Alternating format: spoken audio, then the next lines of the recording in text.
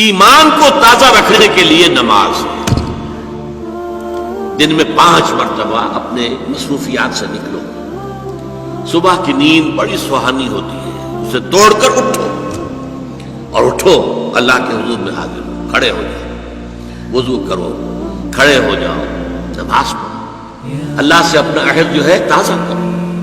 ایاک نعبد و ایاک نستعین، اللہ تعالیٰ کے ساتھ اپنے اس عہد کو دوبارہ استوار کرو، تازہ کرو. بڑا پیارا شعر ہے حفیظ جالندری کا کہ سرکشی نے کر دیے دھندلے نقوش بندگی، آؤ سجدے میں گرے لوح جبیں تازہ کرے. لوح کہتے تختی کو، جیسے تختی ہوتی تھی ہم لکھتے تھے پھر تازہ کرتے تھے اسے، اس کے اوپر پھر دوبارہ گاچنی سے اس کو دوبارہ جو ہے تاکہ اس پر لکھا جا سکے. تو یہ لوح جبیں جو ہے یہ ہماری، اسے رکھو زمین پر تاکہ اس میں بندگی کا جو نقش ہے وہ تازہ ہو جائے. اس لیے کہ ہماری سرکشی جو نفس کی سرکشی ہے، ان النفس لامارۃ بالسوء، اس نے ہماری یہ بندگی کے جو آثار ہیں، جو نقوش ہیں، انہیں کمزور کر دیا، دھندلا دیا. تو نماز ایک ستون ہے، اور یہ جان لیجئے کہ اسلامی معاشرے کے اندر اس کی تنظیم، اس کی آرگنائزیشن کے لیے یہ یوں سمجھیے رکن رکین ہے، یہ عمود ہے، یہ سب سے بڑا جو ہے بنیاد ہے.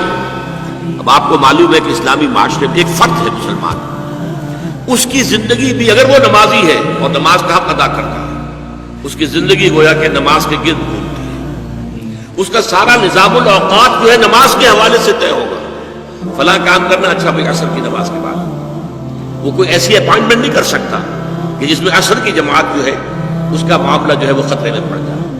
مغرب کے بعد اس کا سارا معاملہ چلے گا، اس کا روٹین جو ہے اسی کے گرد گھومے گا. یہ گویا کہ کھوٹا ہے جس کے گرد اس کے معمولات زندگی جو ہے، اس کی چکی جو ہے وہ چل رہی ہے. اسی طریقے سے معاشرہ اب 5 مرتبہ دن میں مسلمان مسجد میں جمع ہو رہا ہے، ایک امام کے پیچھے کھڑے ہیں، اور ایک دفعہ ہفتے میں جو ہے بڑی آبادی کے لوگ جو ہیں مسجد جامع میں جمع ہو گئے.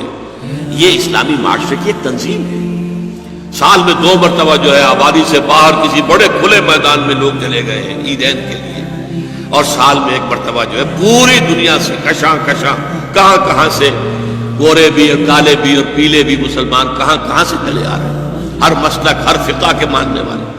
یہ ایک تنظیم ہے جو نماز کے گرد اور حج کے گرد ہو رہی ہے. اور یہ نماز جو ہے در حقیقت بندے کا تعلق اللہ کے ساتھ استوار کرنے کا سب سے بڑا ذریعہ ہے. اس لیے کہ ہمارے معمولات جو ہیں وہ ہمیں اللہ سے غافل کر دیتے ہیں، ہم گم ہو کر رہ جاتے ہیں. بڑا پیارا شعر ہے اقبال کا، کافر کی یہ پہچان کہ آفاق میں گم ہے، مومن کی یہ پہچان کہ گم اس میں ہے آفاق.